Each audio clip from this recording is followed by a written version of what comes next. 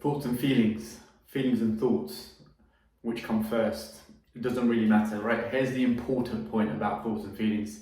So if you want to do a quick Google search, you will find that we have typically anywhere between 6,000 and 70,000 thoughts a day, right? That's a hell of a lot of thoughts that we experience as a human being. Now here's the important part of that point. 90% of those thoughts that we have are repeated the very next day, right? So we're having the same thoughts pretty much every single day. So 90% of the thoughts we have again on the next day.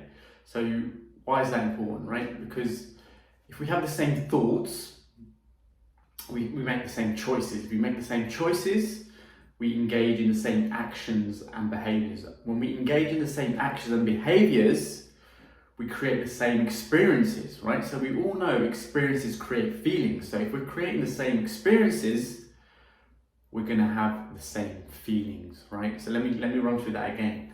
The same thoughts lead to the same choices that lead to the same actions and behaviors that lead to the same experiences, and guess what? Those lead to the same feelings, right?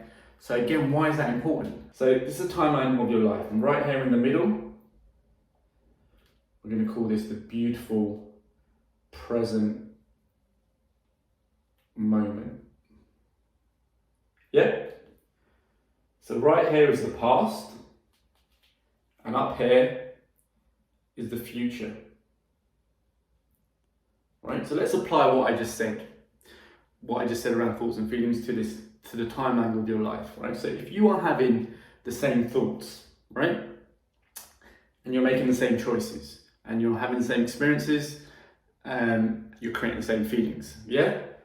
So is it safe to say that we are here in the present moment and we're having the same thoughts based on our past, same choices, same actions and behaviors, same feelings?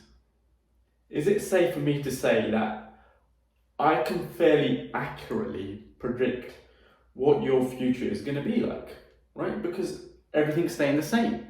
90% of our thoughts and feelings are based on the previous day. So I would say I could accurately predict what your future is going to be like, right? Now, yes, you'll experience wonderful things in your life. You know, you'll get that promotion, you'll buy a new house, you'll meet a new partner, right? You'll create beautiful, happy experiences. Of course you will. What I'm saying is, actually, nothing in your internal state changes in your future, right? Because internally, the thoughts and feeling cycle that I've just explained is playing out every single day.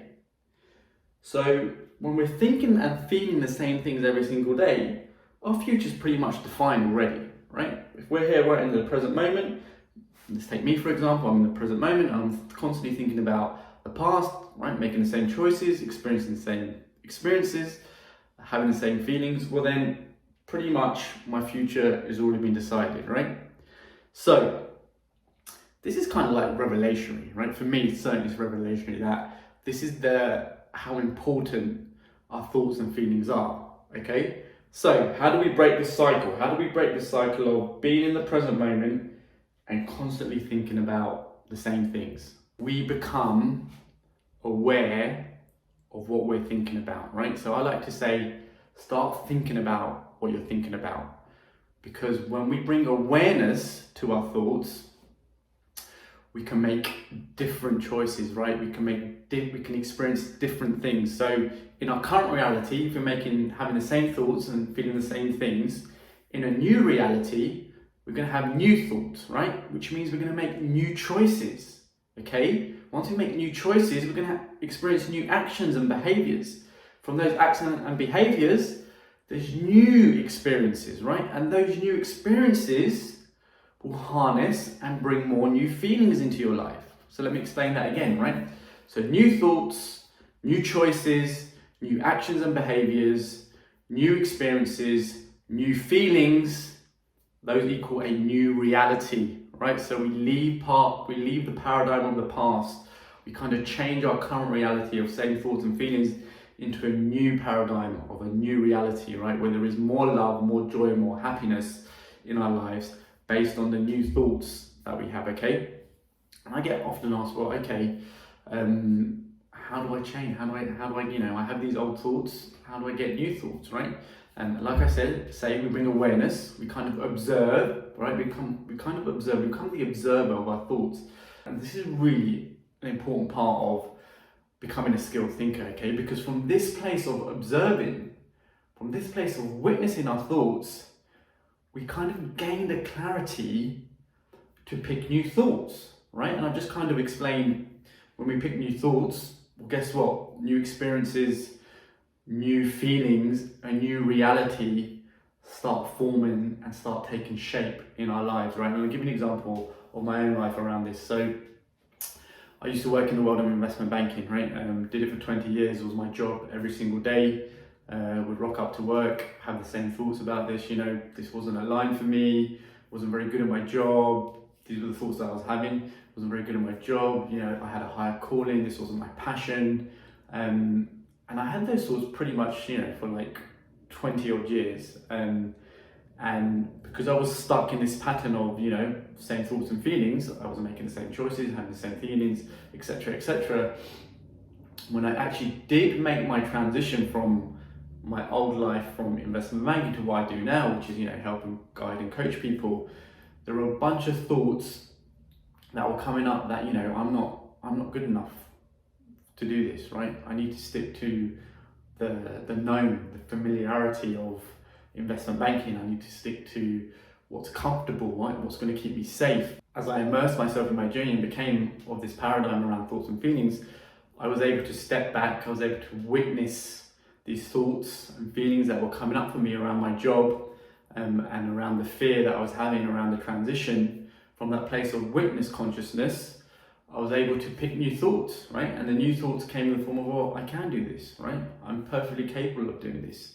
I know what my purpose in this life is to serve people and help people in their journeys. And I kept picking those thoughts, right? It was a better feeling thought. That thought of being of service to people and knowing that this was my mission, you know, this was soul aligned for me.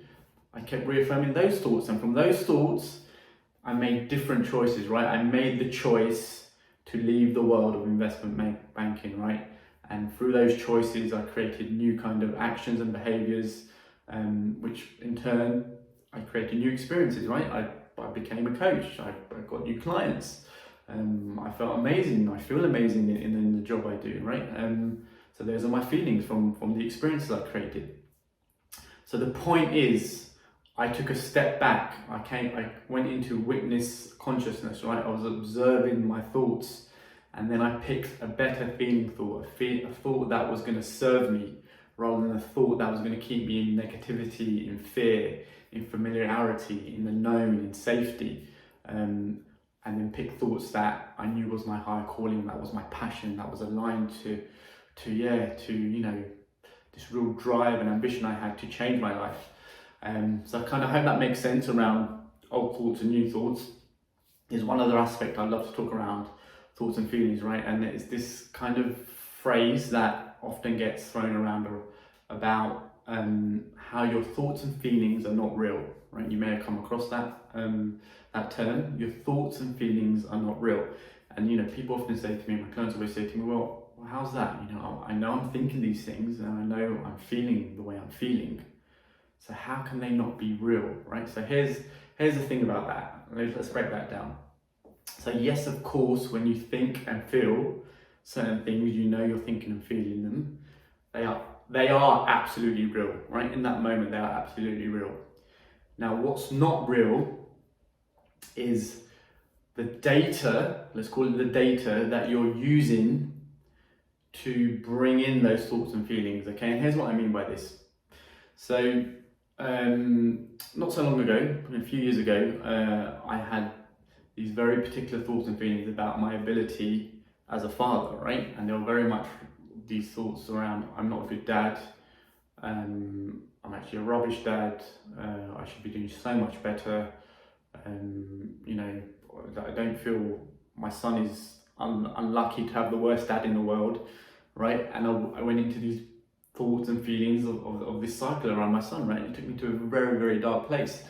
Days of depression, actually. This was like several years ago, before I understood energy and I understood this cycle of thoughts and feelings. So I was in this, in this cycle of thoughts and feelings around my son. And then I realized, well, actually, yes, those thoughts and feelings were real, and they were only based on a partial representation of reality, right? There was a deeper truth that my mind was ignoring, right? And the deeper truth in the form of the thoughts and feelings I was having around my son, well, actually I was a great dad, right? People would always tell me what a great dad I was and how lucky my son was to have me as a father, right? I would spend hours spending time with him, taking him to the park, playing with him, doing Lego with him, right? And in my kind of attachment and my embeddedness, let's put it that way, I was embedded in these sorts of feelings of not being a great dad. I was ignoring this whole other reality, right? I was ignoring this whole other data, which actually pointed me to a deeper truth, right? I was focused on one set of data. I'm using a data analogy, so just bear with me. I was focusing on one set of data, right? And my mind was creating all the evidence it needed to tell me that I was a rubbish dad, right? And that's what the mind does, especially when we get caught in this cycle of thoughts and feelings around negativity and fear. Our mind looks for evidence to support the thought, right? So my mind was looking for evidence all the time. Oh, your son came to you and he asked you to play and you said no. Or there's evidence that I'm not a good dad, right? Etc., etc. And like I said, the reality was I was completely ignoring all the other data out there that was telling me, well, actually, I was a great dad and I was doing the best with what I had.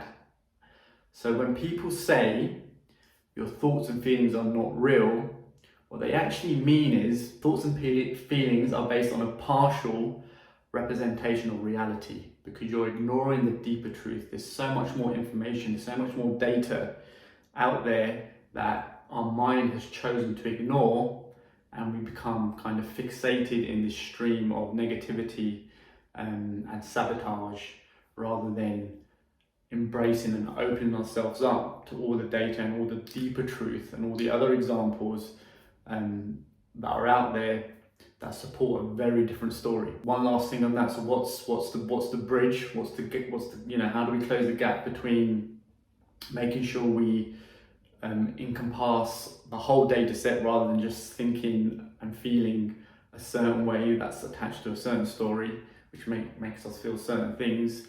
And the bridge is the same as the loop that I told you about earlier in the video, is that we become aware of what we're thinking and feeling, right?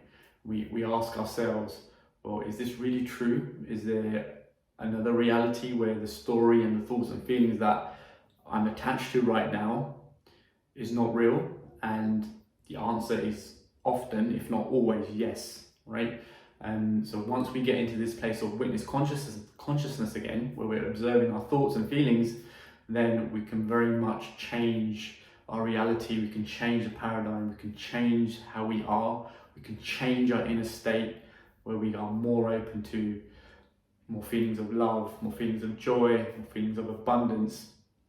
And it can all be done from this place of just observing our thoughts, becoming a witness to our thoughts, and becoming what I call a skilled thinker. So it all comes down to awareness and self-awareness. So with that, I hope you liked the video. If you have, please subscribe. I'm going to be producing a lot more content around consciousness, around self-awareness. And so please subscribe to the channel. Leave me a comment if you found this video useful. I'd love to hear your thoughts. Love to hear your thoughts and feelings around this video, and whether anything resonated for you. Okay, much love.